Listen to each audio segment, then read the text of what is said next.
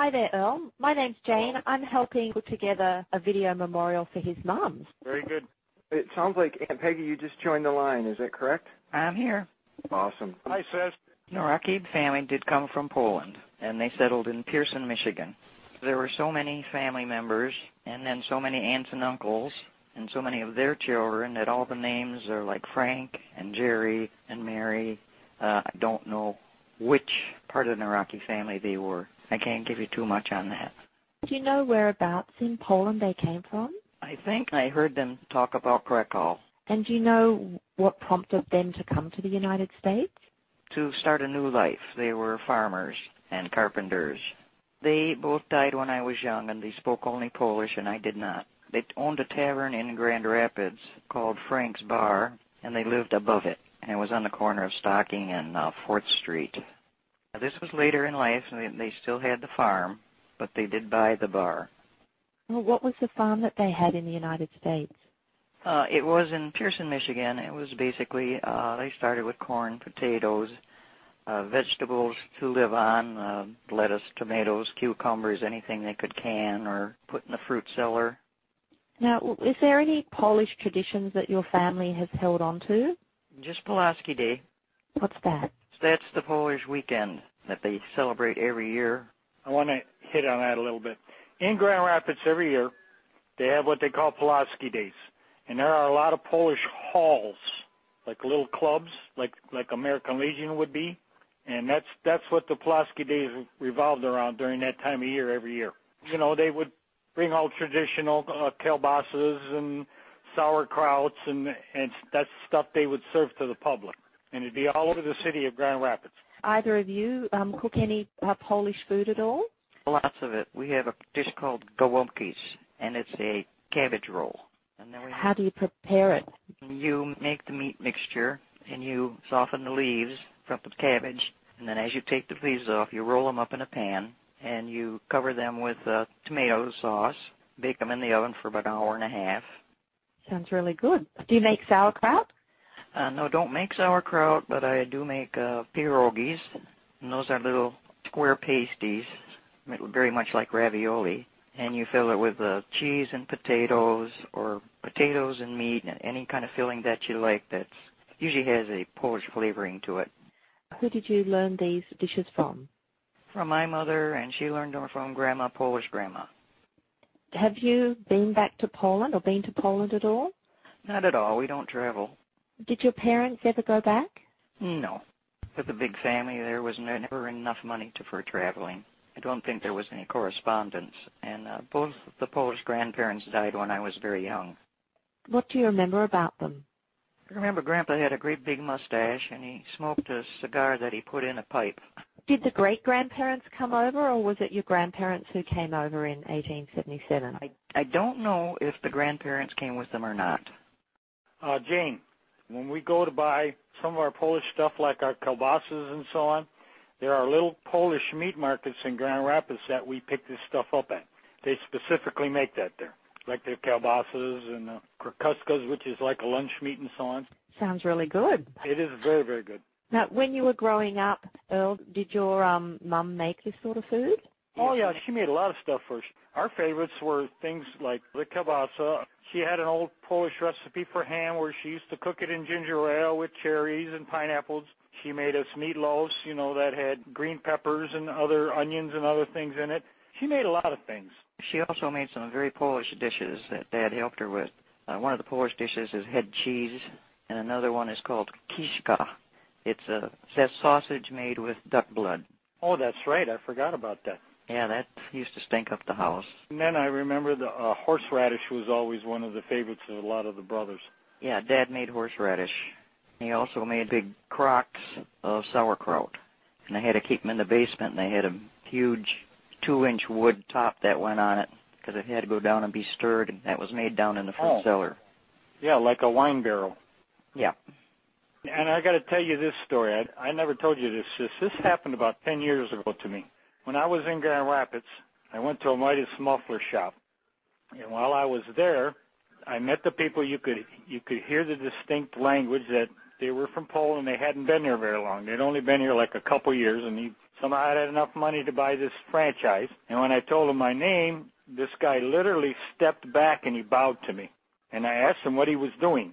And he had said to me, in Poland, he said the Nawrocki family was a royalty name. He said most Nawrockis in Poland were of royalty. I never told you that. Yeah, I wondered about that when they said Krakow. I understand that's a high-end city in Poland. Do you know anything else about the Nawrocki name? Unfortunately, not. Same here. When you're Polish, it's Nawrocki. Can you say that again for me? Nawrocki. Do you know if the spelling was changed when they came to the United States? No, that's the correct spelling. However, that's the pronunciation. Did either of you learn any Polish growing up? My brother Bob went to St. Delbert's Polish school, grades 1 through 10, and he learned to speak some Polish, and he learned to say all the prayers in church in Polish. I didn't know that. Yeah, he was an altar boy, and they did their Mass in Polish. I'll be doggone. What was the church that they went to for the Polish Mass? At St. Delbert's Basilica. Is there anything else that you know about the Nawrocki family history at all? Not anything that comes to mind up front. I'm almost 77, so that's a lot of long ago memories. And there was a lot. I'm only 65, so yeah, there was a lot that I didn't know. Our father died when I was only a year and a half old, so I never really got to know him. Yeah, there was a big difference between the top four, and then like 10 years later they had the two boys, and they were a year and a half apart. I think Bob was almost 18 years older than me. He would have been the eldest. Yeah, I think he was 4 years older than myself. So let's just chat a little bit about your mum and dad then. Do you know how they met? No.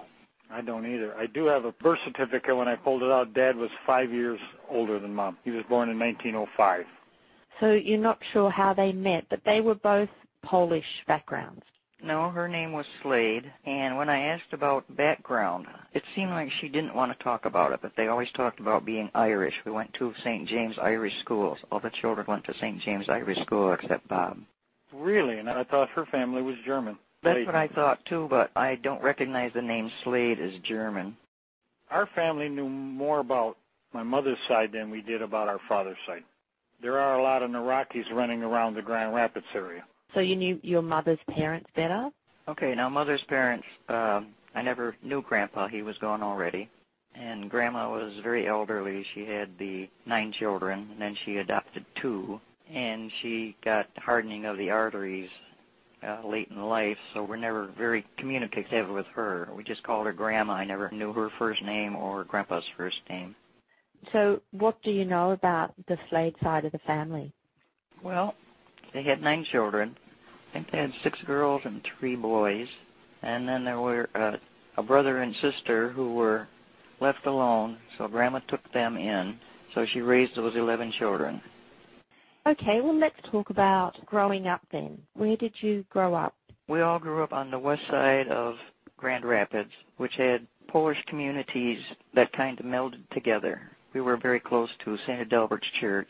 And then the next move, we went to another part of the west side, which was mixed with the Germans and Poles. And we went to school then at St. James. We were closer to St. James Irish School at that time. That's where Mother went. And she also went to Mount Mercy Academy. Can you describe the family home?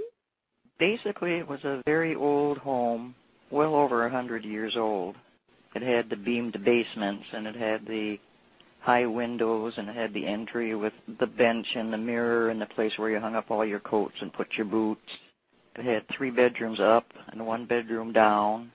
It had a large living room and dining room with a big bay window that took the piano. It had a big kitchen, 1 bath. It had a big fruit cellar which was used constantly. Mother canned and stored anything that could be done. Apples, peaches, pears, applesauce, apple butter, tomatoes, cucumbers, pickles of all kinds. And that's only probably half the list. Did your parents have a garden? Oh, yes, always had a vegetable garden. Out back of the building was an old blacksmith shop where people have their garages. It had a spreading chestnut tree that was spread over 60 feet in the backyard. And that old blacksmith shop had the work tables, had the hammers, the big fireplace, horseshoes, Sister, where was this out, on Chatham? Yep. I don't remember that. Dad tore down the blacksmith shop. It broke my heart because I loved that place. He built the garage, and he built the front concrete deck, and he put on the back porch. When Dick first she wanted him to go work in a factory. He came and talked to me, and we had a big discussion. He said, well, I want to be a policeman. I said, well, okay, here's how you do it. Go down, take the test, and if you pass the test, then tell Grandma. Don't tell her you're going to. Just go down and take the test. And then Terry was already working in a factory, and he had one accident with a unguarded saw, and he cut the inside of his hand real bad. And they had to replace a couple of nerves to one of the fingers. So he also, after that, he went and took the police test, and he joined the Kent County Sheriff's Department. And how he got that was through his military background, because he was a military policeman in Alaska. Okay, I didn't know that. Now, the uniform was one of Dick's first uniforms. And then when he got a little bigger, he gave it to Grandma, and she kept it hanging in the closet. And that's part of why she had the police scanner, too, because she was always listening to see if something might happen, and Dick was involved. Exactly. How many of your brothers joined the police force? Just the two, Richard and Dick and Terry, or Richard and Terry, however you have their names down. And both their sons became police officers, too, for the same divisions. The one that was the county, his son works for the county, and the one that was the Grand Rapids policeman, his son was the Grand Rapids policeman. Yeah, his son Rich is now head of vice squad there. When he joined the police force, he started with the SWAT team, and then he went to the bomb squad and became so good at that he was giving seminars around the country. And then he made lieutenant, one of the youngest lieutenants ever on the Grand Rapids police force, and now he's head of the vice squad. And actually, sis, you probably didn't hear this. He retired. Nope, didn't hear that. Real close to now, they're having a retirement party for him. Well, good. I always said it's about time to stop chasing the bad guys and start chasing the good guys. Okay. I'd like to ask you questions about your childhood. There was a big gap in ages. You said between Bob and Earle, there were 18 years. So your mum was a busy woman. She also lost 5 children. Oh, what happened? They didn't have good neonatal care, and she had small babies. 3 of them lived long enough to be named and baptized. The other 2 did not. They were too small. Do you know the names of the children who lived and were given names? Yeah, there was one between Bob and myself. His name was Joseph. And there was one between myself and Dorothy. That was Mary Catherine. And then there was one between her and... Dick and Terry? Yeah, exactly. Her name was Annette Elaine. I named my daughter after one of the lost children, and Dorothy named her daughter after the other lost children. So tell me again where the kids went to school, please. Peggy? Okay, all of us went to St. James School except Bob. You might have him down as Bernard R., but he went to St. Adalbert's, the Polish Basilica. When you were growing up, what chores and jobs did you have around the house? We had all the jobs and chores. We did the yard work. We helped with the cooking. I was already very early in life the babysitter for the babies, and we did all the house cleaning. Mother was always busy in the kitchen. I did the big basic laundries all day Saturdays. We cut the grass. We did the neighbors. We all had odd jobs with the neighbors, shoveling the snow, raking their leaves. I had a job with one of the neighbors. They had wood delivered that went down the coal chute, and I went in the basement and sorted them by size and put them in piles. I did babysitting jobs.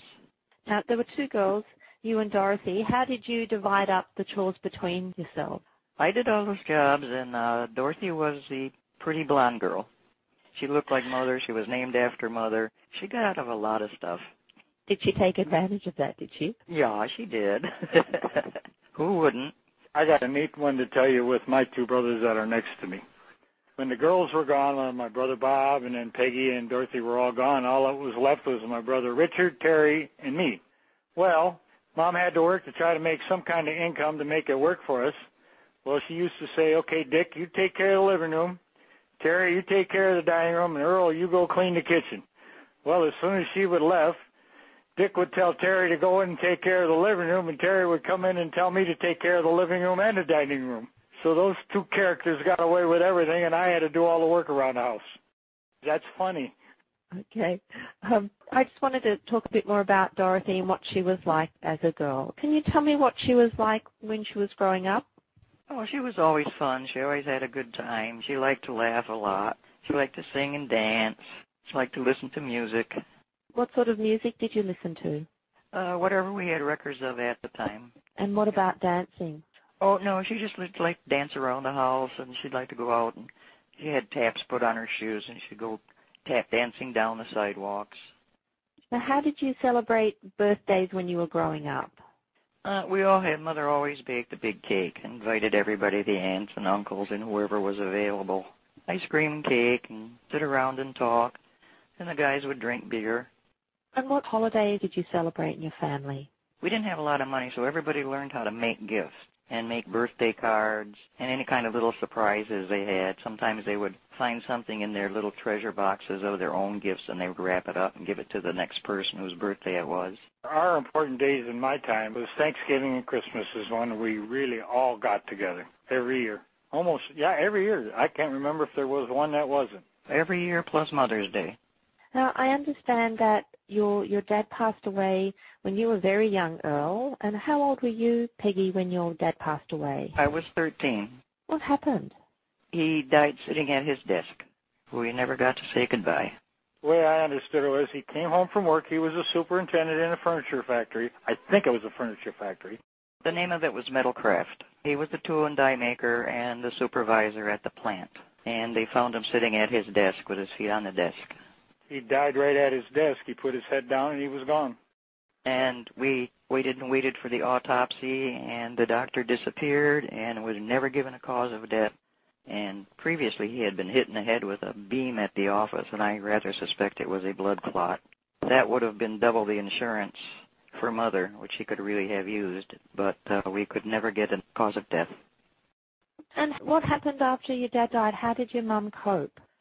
We did well. I took over the care of the house. I went out and got a job. There was a little mom-and-pop restaurant just a few blocks from home, and they needed a waitress. So I went in and lied about my age and got a job as a waitress, and I stayed with them 4 years. So how old were you when this happened? I was 14. You were 14 when your dad died. Did you stay going to school? Well, I tried the first year, but she needed so much at home with the babies, and I started missing school. I was someone with perfect attendance and straight A record, so it got to the point I couldn't keep up with the work. I was going to Mount Mercy Academy. I still continued my straight A's for 2 years, but the third year just was too much, so I just quit. And I had the job at night.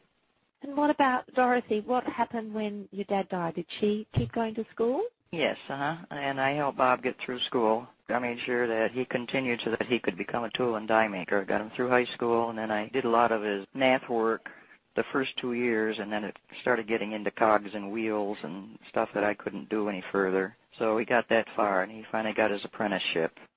So you said that Dorothy did stay in school. Did she finish high school? Later in life, she got her what we call the GED. She took the job that I had at the mom-and-pop shop. She took that job, and I took a job downtown. So can you tell me about the job that Dorothy took over at the mom-and-pop shop? Well, it was a soda jerk, and it was hot dogs, hamburgers, sandwiches, homemade soups every day, homemade mile-high pies, wonderful food. And next to us there was a meat packing plant, so we had those people. Across the street from us was a car dealership, so we had the salesmen. And we were only a block and a half from St. James School, and the kids came down for lunch and got their hot dogs. And do you remember how much you would have got paid? Oh, yeah. Yeah, I was making 65 cents an hour, and they took out $3 a week for the uniforms. That seems pretty tough, taking money out for the uniforms.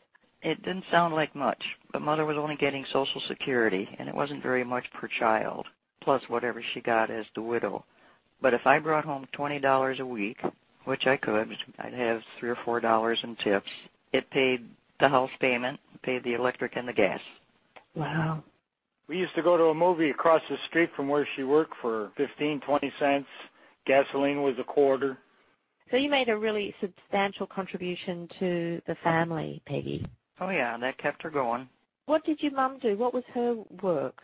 Well, besides all the housework, she was a great baker. And so if she started baking, she would make like a dozen loaves of bread, which take all day. Across from us was a German family who had 11 children. So she always would take 2 or 3 loaves over to them, and she would bake pies, and she would make cakes and cookies. Besides, she did all the canning in the summer.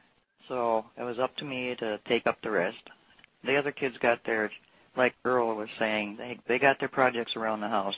You have to vacuum, you have to sweep, you two boys stay here and you do up all these dishes. And they tried to sneak out of that. They'd kind of do a sloppy job, then they'd be in the dish rack, and she'd say, okay, boys, now it's time to do the dishes. I'd say, uh-huh. If you leave any dirt, you got to do them all over again. So they learned in a hurry to do them right the first time. I had two brothers that beat me up all the time if I didn't. I had to do their dirty work. Earle, is there something about Dorothy that people might be surprised to know? I don't remember a whole lot. But as far as my sisters go, they helped bring me up. They were good at what they did. And until this day, I'm still very thankful for that. Mm. Peggy, you were closer in age to Dorothy. How many years apart were you? I think only 3 or 4. What was she like as a sister? She was a good sister, but like I said, I took over the small children, and I taught the boys how to throw a football and play baseball and how to cut the grass right, and I could paint and I could wallpaper, I could lay linoleum. Dad taught me all that stuff, so, I learned all that stuff before I was 13. Now, is there anything about Dorothy that you can share that people might be surprised to know? No, I don't think they'd be surprised. She made friends everywhere she went. She was very outgoing, very good with people. You said she was outgoing. I mean, can you give me an example of that? Oh, she always made friends. They always kept in touch by phone, and they would get together as a group and go someplace inexpensive, go have lunch. She would invite them over to the house. We had a little pool out back. They'd go swim in the little pool we had out there. And Mother always helped in the kitchen. If she wanted to bring some friends over, she made sure she would make lemonade and soft drinks. Why don't you talk about the race car? I can't remember exactly how I gained my mechanical skills. I guess it was probably from my brothers. So I just learned to tear things apart and put them back together if they needed to be fixed. And it was something I was interested in. And next thing I know, I got out of the military. I was fortunate enough to get a job with General Motors. And my brother Terry had this car, and I really liked it. And I always took his hand-me-downs, I guess you would say. And then I'd take them and fix them up, try to make them run good. And it was a learning process all the time. It's just like getting knocked down and getting back up and starting over again. And I just kind of put it together, and I raced it for a couple of years. And it was a lot of fun, but at the time it was more expensive than what it was worth because I didn't have enough knowledge. But I used to put it in the garage over on Hovey Street, and I'd be working on it. I'd fire up, and all the neighbors would get mad because it made so much noise. It was a drag car, so. So what sort of car was it specifically? It was a 63 Chevrolet Impala that my brother Terry had. He really enjoyed it. He passed a couple cars on to me. Actually, I even had, Sis, you remember that 1960 Starliner he had? No, I don't remember seeing that. You know what? I have not seen one in 40 years. They must have not made many that year, but Mom used to get mad at me making all that noise in the yard. Of course, everybody else was long gone.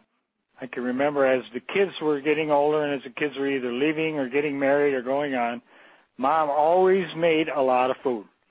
Well, when it came down to the end, I was the last one there, and we used to share everything. I didn't get a plate of food anymore. I used to get a platter of food.